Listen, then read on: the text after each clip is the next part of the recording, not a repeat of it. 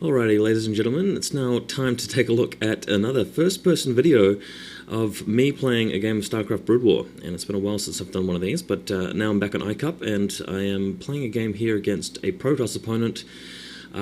This is the new season of Icup. All stats have been reset, so I'm not really sure what kind of skill level he is. We're both sort of on D because we've got new accounts.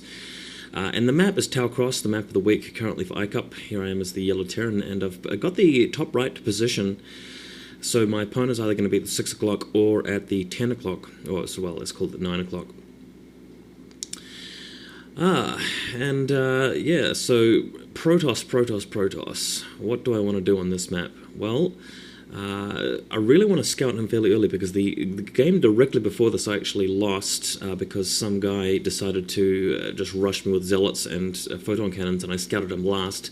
And that generally was a bit unfortunate. Unfortunately, my micromanagement wasn't good enough to salvage the situation.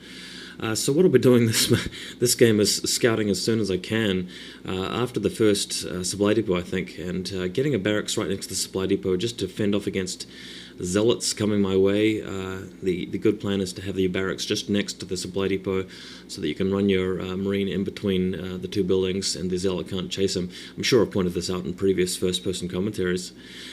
But yeah, we'll see how it goes. Hopefully you guys have been enjoying the StarCraft videos that have been coming out and the Dawn of War commentaries. We've been having fun lately. Really, one thing I'm really keen to do is upgrade my computer. I just can't afford to at the moment, but once I do, that's when I'll start putting out some better quality videos with sound and obviously better resolution and so forth. But yeah, so as you can see at this point I've decided to scout, hopefully get to my opponent's base first.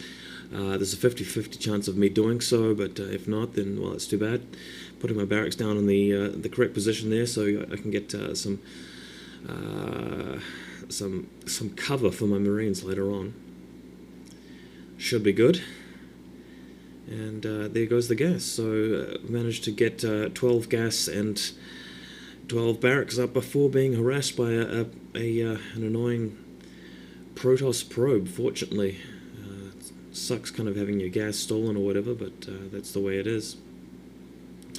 And taking a look down at... oh, there's the probe now, so finally the probe arrives. And taking a look down at the 6 o'clock position, Scout hasn't quite arrived there yet, but yeah, I can see there's no assimilator, so I'm not even going to bother checking the rest of the area. I'm pretty much sure that the Protoss player is not there.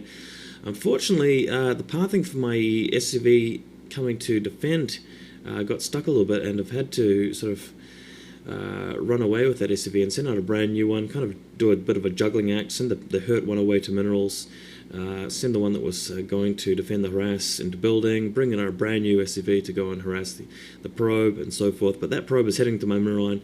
He's desperately clicking on all of the SCVs to see if he can find the one that's injured, and he'll start attacking it. There, I've actually lost that SCV, which is very unfortunate.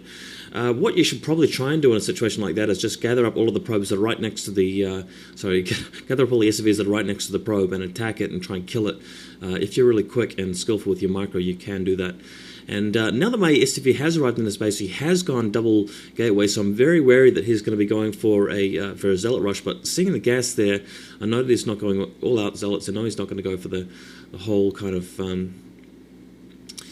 fast zealots and sort of photon cannons rush. But I've got the SCV there anyway. I just thought I might try building a supply depot in the choke just in case he is going for mass zealots. And that'll give me an advance warning as to whether any zealots are coming my way. That way I can block my own choke. See how it goes. But what I'm expecting him to do here is the double gate Dragoon pump. And not sure whether he'll build a Nexus straight after attacking with Dragoons or if he'll go for the all-out attack. But on a map like this, it's usually quite possible for the Terran to defend against the double Dragoon. So I've got my factory going down there. I will not go out and I won't do an FD Terran push as I usually do. I will get a couple more SCVs on gas shortly so I can save up for some quicker siege, and I'll put down my command center beyond the wall so that I can float it over, and that'll be the plan.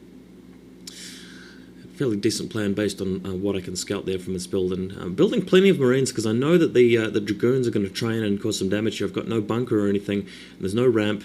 I've just got to shoot at the Dragoons as they come through the choke point with some tank support, and I want to have as many Marines as I can to do so because the Marines will not last against Dragoons when there's no elevation, and just keep that in mind. Bring in the barracks over here just to maybe distract from the Dragoon fire a bit if I'm lucky. If he's a bit slow with his micromanagement, the barracks will take some shots, and that'll save me in the long run. But at this point, focusing on getting the tank out, getting plenty of SCVs, and keeping my economy generally going. Because even with that command center floating over, I should have a command center up and running before he does, before he has a nexus, given the fact that he's gone for that double Dragoon. And I'm pretty sure I did spot him going for Dragoon range, but I can't be sure. And here he comes now with 3 Dragoons.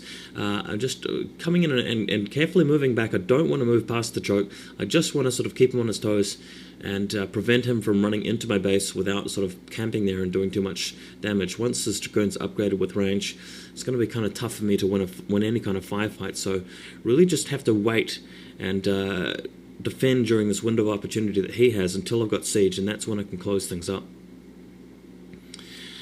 So siege is being researched now, and the second tank's on the way. The Dragoons are indeed firing at the barracks because I've got nothing better to do there, so I'm just going to attack the Dragoons while they're attacking the barracks, and then pull back. Don't want to keep that firefight up for long, and just sort of trade shots here. As long as I can buy myself time, that's really all that matters. And the second tank's arrived, so I can pretty much win any firefight that occurs on my side of the wall. But of course, if I run past that choke point, he'll probably be winning that firefight there. And I've built an engineering bay just because there is a slight chance that he has stopped building Dragoons as soon as he's got like 4 or 5 and gone immediately for either a Dark Templar rush or a Reaver rush after that, and not bothered to build a command center and build a nexus. I've got no intelligence at this point, no scouting information, so I've really got to be aware of that eventuality, and getting a second factory down to start rolling in the economy. Now that siege is up, I'm really not worrying about too much in terms of him pushing through. I should be able to take this. And now comes a time where I've got to slowly push out with tanks without losing too many of them to any attacks, and do it this way. So just got 1 tank in siege. I want to bring the other 2 tanks into siege up nearby, and that's when I bring in the command center to land that down. Got the engineering bay ready, putting down a turret just in case he is coming with a shuttle or something. And this doesn't look too good because my micro didn't quite... oh, he's got a zealot as well, so I'm being attacked right here, and 1 tank's gone down already. I'm having to pull back the other tank. And in the meantime, I've got another tank in support, shelling away at the Dragoon. But the loss of that tank was not ideal. I could have saved it, just a mistake there by me. Excuse me. But now with that Marine in support and the 2 tanks sieged up, I shouldn't have too much else to worry about. Except for the fact that I'm getting rushed by Dark Templars right now, which really sucks. Because that's the kind of player this guy obviously is, and I'm just getting slaughtered right now. Dark Templars in my base, but luckily I built that turret back there. Just because I was just paranoid about getting attacked by Reavers or something. And that's kind of saved my ass a bit. It gives me a point to sort of start out from again, and just move all my troops back to that point where I've got vision, and lifting off my command center, building another turret since he's just moved his Dark Templars in. And just in case I manage to get that turret up from behind, I can use that as a second point to attack the Dark Templars from. And immediately building an academy. It's a very important thing to do as soon as you get Dark Templar rushed and you've done your initial sort of defensive micromanagement. Get that academy up as soon as you can, because that's the only way you can really push out and get back into the game, is by using the academy to actually start making some ground, start covering some ground.